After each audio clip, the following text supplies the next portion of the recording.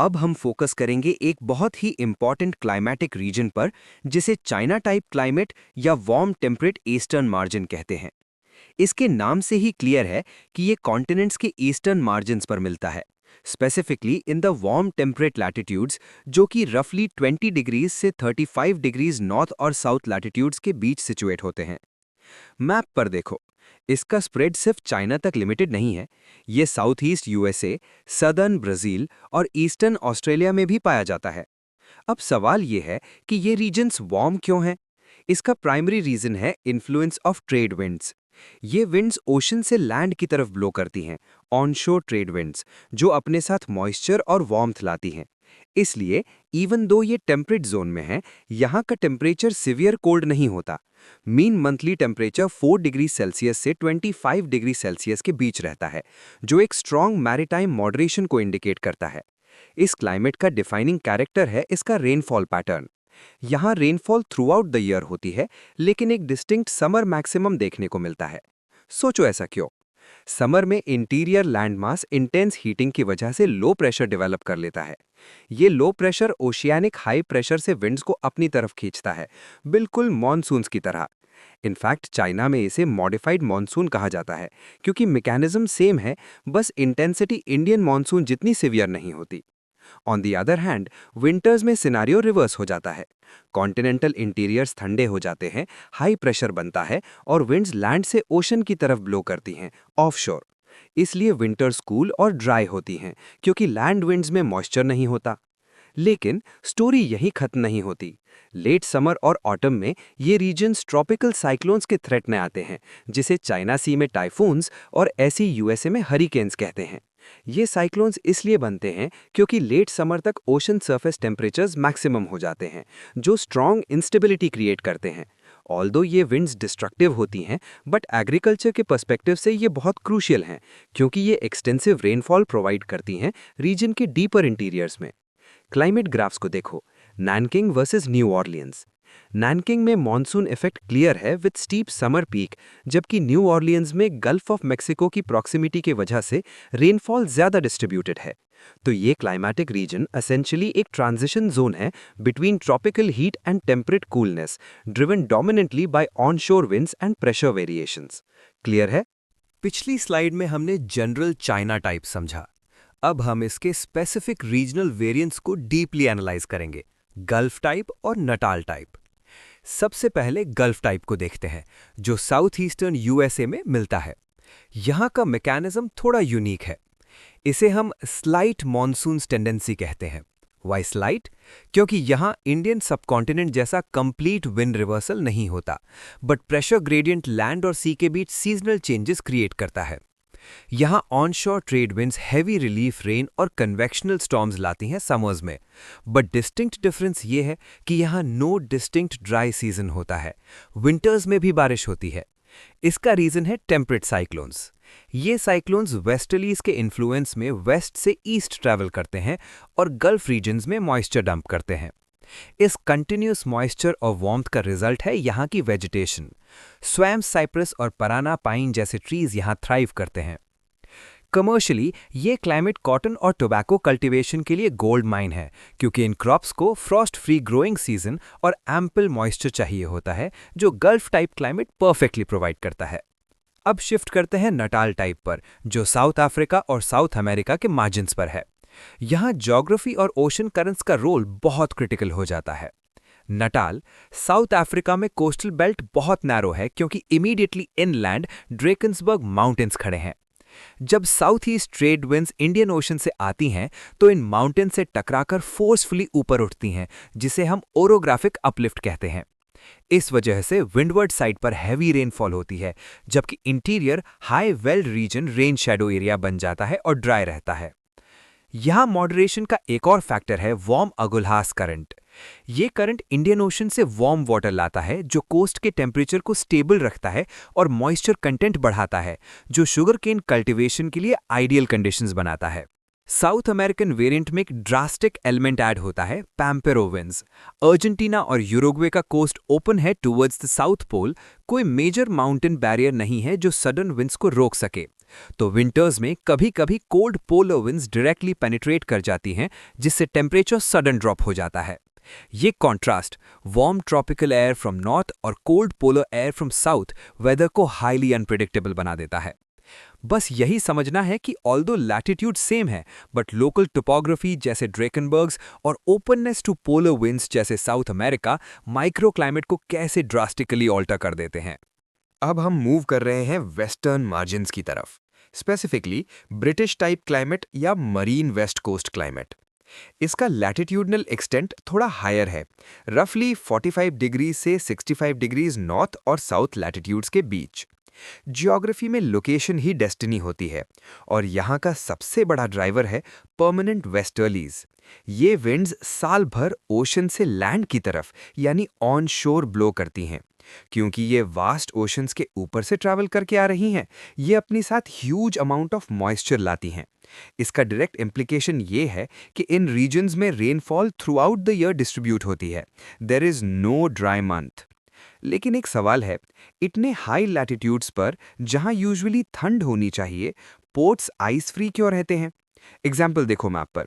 बर्गन Norway ice free है, जबकि same latitude पर सेंट पीटर्सबर्ग फ्रीज हो जाता है।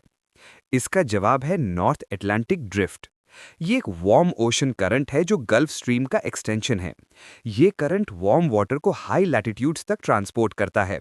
हवा जब इस वार्म वाटर के ऊपर से गुजरती है तो वो भी वार्म हो जाती है और कोस्टल लैंड्स के टेम्परेचर को मॉडरेट कर देती है। इसलिए यहाँ समर्स कूल मॉडरेट रफली 15 टू 18 डिग्री सेल्सियस होती हैं और विंटर्स माइल्ड होती हैं। टेम्परेचर रेंज बहुत कम होता है, मींस गर्मी और सर्दी में ज़्यादा फर्क नहीं होता। इस फिनोमेनन को हम ओशियानिक या मैरिटाइम इन्फ्लुएंस कहते हैं। प्रेसिपिटेशन पैटर्न्स को अगर डीप में समझें तो यहाँ रेनफॉल का मेन सोर्स साइक्लोनिक एक्टिविटी है। वेस्टर्लीज अपने साथ डिप्रेशंस यानी लो प्रेशर सिस्टम्स लाती हैं। जब वार्म ट्रॉपिकल एयर और कोल्ड पोलर एयर मिलती हैं तो फ्रंट्स बनते हैं। डायग्राम में देखो वार्म फ्रंट और कोल्ड फ्रंट। वार्म एयर हल्की होने की वजह से कोल्ड एयर के ऊपर राइज करती है, कंडेंस होती है और gentle but continuous rain create करती है। विंटर्स में ये साइक्लोनिक एक्टिविटी पीक पर होती है, इसलिए distinct autumn winter maximum rainfall देखने को मिलती है। एक इंटरेस्टिंग फीचर यहाँ का 4 सीजन साइकिल है। हाई लैटिट्यूड्स होने की वजह से सीजनल चेंजेस बहुत डिस्टिंक्ट होते हैं और लॉन्ग ट्वाइलाइट्स यानी लंबी शाम कॉमन है, जो एग्रीकल्चर और ह्यूमन एक्टिविटी के लिए extra day light hours provide करती हैं। तो ब्रिटिश टाइप क्लाइमेट एसेंशियली एक बैटल ग्राउंड है, जहां ओशन और वेस्टर्लीज मिलकर लैंड को फ्रीज होने से बचा रहे हैं और कांस्टेंट मॉइस्चर सप्लाई कर रहे हैं। समझ आया? ब्रिटिश टाइप क्लाइमेट का जो हमने कूल एंड वेट नेचर समझा, अब देखते हैं वो वहाँ की इकोनॉमिक ज्योग्राफी को कैसे शेप करता है। क्लाइमेट सीधा लैंड यूज को डिक्टेट करता है। सबसे पहली चीज नोटिस करो, नॉर्थ वेस्ट यूरोप में पॉपुलेशन डेंसिटी बहुत हाई है। High population means high demand for fresh food, लेकिन लैंड लिमिटेड है। इस सिचुएशन ने जन्म दिया है इंटेंसिव एग्रीकल्चर और मार्केट गार्डनिंग को। मार्केट गार्डनिंग, जिसे ट्रक फार्मिंग भी कहते हैं, इसमें फार्मर्स पेरिशेबल क्रॉप्स जैसे वेजिटेबल्स, फ्रूट्स और फ्लावर्स ग्रो करते हैं, जो डेली बेसिस पर ट्रक्स के through near by urban markets जैसे लंदन, पेरिस में ट्रांसपोर्ट किए जाते हैं। ये वॉन थ्यूनिन मॉडल का क्लासिक एग्जाम्पल है, जहां सिटी के क्लोजेस्ट रिंग में high value perishable items grow होते हैं। एग्रीकल्चर में एक और यूनिक प्रैक्टिस है मिक्स्ड फार्मिंग। फार्मर्स सिर्फ क्रॉप्स पे डिपेंड नहीं करते, वो एरेबल क्रॉप्स जैसे व्हीट, बार्ले और पास्टोरल फार्मिंग जैसे कैटल, शीप को इंटीग्रेट करते हैं। ये एक सिम्बायोटिक रिलेशनशिप है। एनिमल्स को क्रॉप्स के रेसिड्यूज खिलाए जाते हैं और एनिमल्स का वेस्ट यानी मन्योर सॉइल फर्टिलिटी मेंटेन करने के लिए यूज होता है। डायग्राम में नाइट्रोजन साइकिल देखो। लेग्यूम्स यानी क्लोवर ग्रो किए जाते हैं, जो एटमॉस्फेरिक नाइट्रोजन को फिक्स करते हैं। फिर कैटल उन्हें ग्रेज करते हैं और सॉइल एनरिच होती रहती है। ये सस्टेनेबिलिटी का पुराना मॉडल है। अब बात करते हैं पास्टोरल इकोनॉमी की। कूल और वेट क्लाइमेट का सबसे बड़ा फायदा यह है कि यहाँ नेचुरल ग्रास बहुत अच्छी ग्रो होती है, जो साल भर ग्रीन रहती है। इसने डेयरिंग इंडस्ट्री को बूम किया है। डेनमार्क और नेदरलैंड्स जैसे कंट्रीज बटर और चीज एक्सपोर्ट्स में वर्ल्ड लीडर्स हैं, क्योंकि उनके पास रिच मेडोज हैं। सप्लाई चेन डायग्राम देखो। मिल्क स्पॉइल होने से पहले कोऑपरेटिव्स के थ्रू प्रोसेस होता है, पास्चराइज होता है और रेफ्रिजरेटेड शिप्स के थ्रू ग्लोबल मार्केट्स में भेजा जाता है। सिमिलरली शीप रियरिंग भी स्पेशलाइज्ड है। ड्रायर एरियाज या रेन शैडो रीजन्स में जैसे पेनाइन्स या न्यूजीलैंड के कैंटरबरी प्लेन्स शीप पाली जाती हैं। यहाँ भी स्पेशलाइजेशन है। वुल ब्रीड्स यानी मरीनो अलग हैं और मीट ब्रीड्स यानी क्रॉस ब्रेड्स अलग हैं। न्यूजीलैंड का एक्सपोर्ट वॉल्यूम देखो, वो यूके से ज्यादा लैम्ब और बटर एक्सपोर्ट कर रहा है डिस्पाइट बीइंग स्मॉल। व्हाई? क्योंकि वहाँ क्लाइमेट इतना फेवरेबल है कि कैटल आउटडोर्स ग्रेज कर सकते हैं साल भर, reducing shelter costs. Finally industrialisation भी यहाँ अर्ली स्टार्ट हुआ, रूर मिडलैंड्स, क्योंकि कोल और आयरन ओर की अवेलेबिलिटी थी, बट क्लाइमेट ने वर्कर्स की एफिशिएंसी मेंटेन करने में हेल्प की। Not too hot, not too cold. Basically हर economic activity directly climatic advantage से लिंक्ड है। अब हम मूव करते हैं लॉरेंशियन टाइप क्लाइमेट की तरफ, जिसे कूल टेम्परेट ईस्टर्न मार्जिन भी कहा जाता है। इसका लोकेशन ध्यान से देखो, 45 डिग्री नॉर्थ से 65 degree north, mainly north east North America, Saint Lawrence basin, और north east Asia, Manchuria, Japan. Notice करो कि ये क्लाइमेट सदर्न हेमिस्फीयर में एब्सेंट है। सोचो क्यों? सिंपल रीजन है, 40 डिग्री साउथ के बियॉन्ड वहां लैंडमास ही नहीं है, सिर्फ ओशन है। लैंडमास की एब्सेंस की वजह से वहां कॉन्टिनेंटल इफेक्ट क्रिएट नहीं हो पाता। लॉरेंशियन क्लाइमेट एक कॉम्प्लेक्स ट्रांजिशन जोन है। यहाँ दो पावरफुल एयर मासेस कोलाइड करती हैं। नॉर्थ से आती है cold dry polar continental air और साउथ से आती है warm wet tropical maritime air. इस कॉलिशन से फ्रीक्वेंट फ्रंटल स्टॉर्म्स और साइक्लोन्स जनरेट होते हैं। इस क्लाइमेट की ड्युअलिटी को समझना जरूरी है। नॉर्थ अमेरिका में वेस्टर्लीज डोमिनेट करती हैं, जो इंटीरियर से कोल्ड एयर लाती हैं विंटर्स में, लेकिन गल्फ स्ट्रीम से मॉइस्चर भी मिलता है। रिजल्ट ये होता है कि वहां प्रेसिपिटेशन यूनिफॉर्म होती है through out the year. Diagram में देखो, मॉन्ट्रियल विंटर में हैवी स्नोफॉल होती है क्योंकि टेम्परेचर्स फ्रीजिंग -10 डिग्रीज के नीचे चले जाते हैं। कॉन्ट्रास्ट में एशिया यानी बीजिंग या जापान में क्लाइमेट थोड़ा डिफरेंट बिहेव करता है। वहां समर मॉनसून का इन्फ्लुएंस स्ट्रांग होता है। डायग्राम भी देखो, विंड्स ओशन से लैंड की तरफ ब्लो करती हैं समर्स में, causing a steep rainfall spike. Winters में कोल्ड साइबेरियन विंड्स ब्लो करती हैं, making it very dry and cold. तो एशिया में रेनफॉल समर कॉन्सेंट्रेटेड है, जबकि अमेरिका में यूनिफॉर्म है। इसका इकोलॉजिकल और हाइड्रोलॉजिकल इम्पैक्ट बहुत गहरा है। विंटर्स में जब प्रेसिपिटेशन स्नो के फॉर्म में होती है, वो अक्यूमुलेट होती रहती है। इसे विंटर स्नोपैक कहते हैं। ग्राउंड फ्रीज हो जाता है। स्प्रिंग आते ही जब टेम्परेचर राइज होता है, ये सारी स्नो मेल्ट होती है, स्प्रिंग थॉ, जिससे रिवर्स में अचानक पानी बढ़ जाता है। इस फिनोमिनन को हिस्टोरिकल लॉगिंग इंडस्ट्री ने बहुत यूज किया है। विंटर में लॉग्स काटकर फ्रोजन रिवर पर रख देते थे और स्प्रिंग थॉ के साथ लॉग्स अपने आप फ्लोट होके मिल्स तक पहुंच जाते थे। ये क्लाइमेट नेचर की एक्सट्रीम फोर्सेस, पोलर कोल्ड और ट्रॉपिकल हीट का मीटिंग पॉइंट है, जो इसे डायनेमिक और अनप्रेडिक्टेबल बनाता है। इसलिए यहाँ वेदर चेंज बहुत रैपिड होता है। लॉरेंशियन रीजन की इकोनॉमी डायरेक्टली उसकी यूनिक फिजिकल ज्योग्राफी से डिराइव होती है और यहाँ दो मेजर इंडस्ट्रीज डोमिनेट करती हैं, लंबरिंग और कमर्शियल फिशिंग। सबसे पहले फॉरेस्ट इंडस्ट्री को देखते हैं। ये रीजन कॉनिफेरस और मिक्स्ड फॉरेस्ट से भरा हुआ है। क्लाइमेट ठंडा होने की वजह से यहाँ सॉफ्ट वुड ट्रीज, पाइन और फर की प्योर स्टैंड्स मिलती हैं, जिनको हार्वेस्ट करना आसान होता है। लंबरिंग यहाँ सीजन डिपेंडेंट एक्टिविटी है। डायग्राम में लंबरिंग साइकिल देखो। विंटर में लॉगिंग क्यों की जाती है? इसका साइंटिफिक रीजन है। विंटर में जमीन फ्रीज हो जाती है और स्नो से कवर हो जाती है। इस फ्रोजन ग्राउंड पर हैवी लॉग्स को हॉल करना, खींचना आसान होता है क्योंकि फ्रिक्शन कम होती है और मड नहीं होती। ऑल्सो ट्रीज में सैप फ्लो रुक जाता है तो वुड बेटर क्वालिटी की मिलती है। फिर स्प्रिंग में जब रिवर्स थॉ होती हैं या मेल्ट होती है तो लॉग्स को पानी के बहाव के साथ डाउनस्ट्रीम फ्लोट किया जाता है सॉ मिल्स तक, जो अक्सर हाइड्रो इलेक्ट्रिसिटी से पावर्ड होती हैं। Powered by waterfalls typical of glaciated landscapes. Canada और यूएसए इसीलिए पेपर पल्प और रियॉन प्रोडक्शन में वर्ल्ड लीडर्स हैं। दूसरा मेजर पिलर है commercial fishing.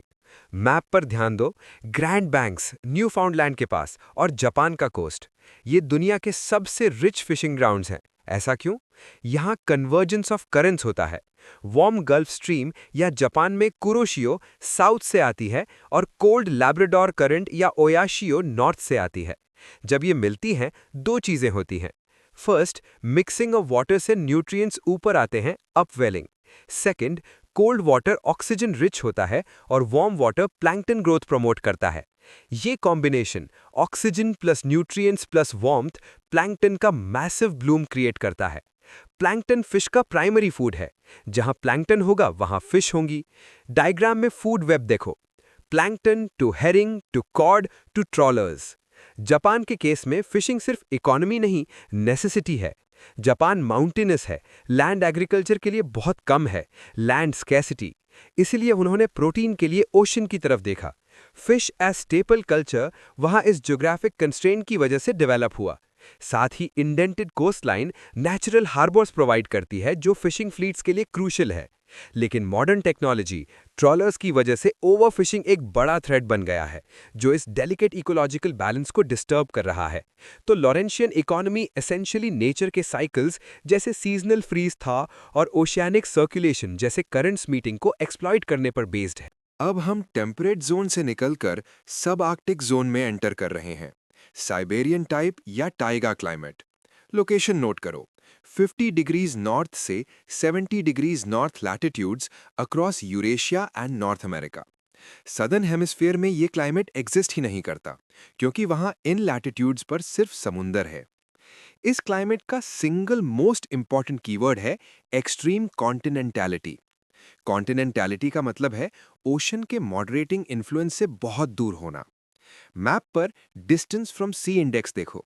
Central Siberia ocean से इतना दूर है कि वहां लैंड एक्सट्रीम रेट पर हीट और कूल होती है। रिजल्ट, अर्थ का ग्रेटेस्ट एनुअल टेम्परेचर रेंज यही मिलता है। वर्खोयांस का एग्जाम्पल लो, विंटर में -67 डिग्री सेल्सियस और समर में +19 डिग्री सेल्सियस। ये ऑलमोस्ट 60 डिग्री सेल्सियस से ज्यादा का डिफरेंस है। विंटर्स यहाँ बहुत लॉन्ग 7 मंथ्स और सिवियर होती हैं। स्काइज क्लियर होती हैं जो rapid heat loss radiation allow करती हैं, और स्ट्रॉन्ग ब्लिजर्ड्स बुरान विंड्स चलती हैं जो कंडीशंस को अनबेरेबल बना देती हैं। प्रेसिपिटेशन यहाँ कम होती है, 25 to 50 centimetres, mainly cyclonic rain in brief summer. Winters में स्नोफॉल होती है, बट इंटरेस्टिंग बात यह है कि लो इवेपोरेशन की वजह से ये स्नो मेल्ट नहीं होती, बस अक्यूमुलेट होती रहती है। इस अक्यूमुलेटेड स्नो और सिवियर कोल्ड का रिजल्ट है परमाफ्रॉस्ट। सॉइल डायग्राम देखो, सब सॉइल परमानेंटली फ्रोजन रहती है। समर में जब ऊपर की बर्फ पिघलती है तो पानी नीचे परकुलेट या रिस नहीं पाता क्योंकि नीचे hard frozen rock like layer है। इस वजह से सरफेस पर वाटर लॉगिंग हो जाती है और एक्सटेंसिव स्वॉर्म्स और मस्गैग्स बन जाते हैं। ये ड्रेनेज प्रॉब्लम एग्रीकल्चर को इम्पॉसिबल बना देती है। सॉइल की बात करें तो यहाँ पॉटजॉल्स मिलती हैं। कॉनिफरस नीडल्स जब गिरती हैं वो एसिडिक होती हैं और स्लोली डिकम्पोज होती हैं।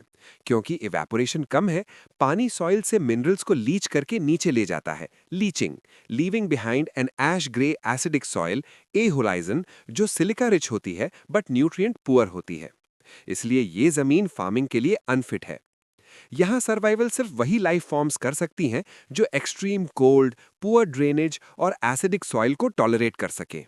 ये क्लाइमेट अर्थ का one of the most hostile environment है लाइफ के लिए outside the polar caps. Clear हुआ कॉन्सेप्ट? हमने साइबेरियन क्लाइमेट की हार्शनेस देखी है। अब देखते हैं कि नेचर ने वहां अडेप्ट कैसे किया है। ये रीजन टाइगा बायोम का घर है जो दुनिया का सबसे बड़ा टेरेस्ट्रियल बायोम है। Coniferous forests. यहाँ बायोडाइवर्सिटी लो होती है। आपको ट्रॉपिकल फॉरेस्ट की तरह वैरायटी नहीं मिलेगी, बल्कि प्योर स्टैंड्स मिलेंगे। मीलों दूर तक सिर्फ पाइन, फर या स्प्रूस के ट्रीज। इन ट्रीज का शेप देखो, कोनिकल। ये सिर्फ सुंदर दिखने के लिए नहीं है, ये इंजीनियरिंग है। कोनिकल शेप हैवी स्नो को ब्रांचेस से स्लाइड ऑफ करने में हेल्प करती है ताकि ब्रांचेस टूटे नहीं।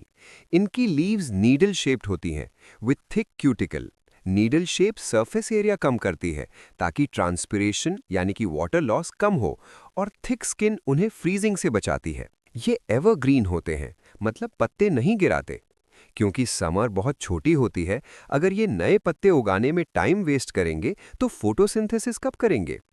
एवरग्रीन होने से जैसे ही सन निकलता है ये इमीडिएटली फूड बनाना शुरू कर देते हैं। रूट्स शैलो होती हैं क्योंकि नीचे पर्माफ्रॉस्ट है, डीप रूट्स पेनिट्रेट नहीं कर सकती। फौना, एनिमल्स ने भी इकोनॉमिकली अडेप्ट किया है। यहाँ के एनिमल्स मस्क्रैट, अर्मिन, मिंक अपने बॉडी पर थिक फर डेवलप करते हैं इंसुलेशन के लिए। विंटर में इनका कोट थिक और वाइट हो जाता है, कैमोफ्लेज, और समर में थिन और डार्क। इस अडेप्टेशन ने एक ट्रेडिशनल इकोनॉमिक एक्टिविटी को जन्म दिया, fur trapping. Winter coats best quality के होते हैं, इसलिए हंटिंग विंटर में होती है। ये सदियों से साइबेरिया और कनाडा की इकोनॉमी का बेस रहा है। मॉडर्न इकोनॉमी में शिफ्ट देखें तो सॉफ्टवुड लॉगिंग सबसे बड़ा इंडस्ट्री है। ये लक्कड़ यानी कि वुड, कंस्ट्रक्शन, रेयॉन और पेपर पल्प के लिए प्राइमरी रॉ मटेरियल है। लेकिन एक नया डायमेंशन ऐड हुआ है, हाइड्रोकार्बन एक्सट्रैक्शन। इन रीजन्स में ऑयल और गैस के ह्यूज रिजर्व्स हैं। Siberia, Alaska. डायग्राम में ट्रांस अलास्का पाइपलाइन देखो। ये पाइपलाइन जमीन से ऊपर उठाकर बनाई गई है। व्हाई? अगर जमीन के अंदर डालते तो ऑयल की गर्मी से पर्माफ्रॉस्ट पिघल जाता, जमीन धंस जाती और पाइपलाइन टूट जाती। ये बायोम इकोलॉजिकली बहुत फ्रेजाइल है। कोल्ड क्लाइमेट में रीजनरेशन रेट बहुत स्लो होता है। एक ट्री को बड़ा होने में डेकेड्स लगते हैं। अगर हम डिफॉरेस्टेशन करते हैं या ऑयल स्पिल्स होती हैं तो नेचर को रिकवर करने में सेंचुरीज लग जाएंगी। Track scars on permafrost decades तक विजिबल रहते हैं। तो टाइग्रा रिसोर्स यूटिलाइजेशन और इकोलॉजिकल कंजर्वेशन के बीच एक क्रिटिकल कॉन्फ्लिक्ट जोन है। ये रिसोर्सेज प्रोवाइड करता है बट डिमांड करता है कि हम इसे केयरफुली हैंडल करें।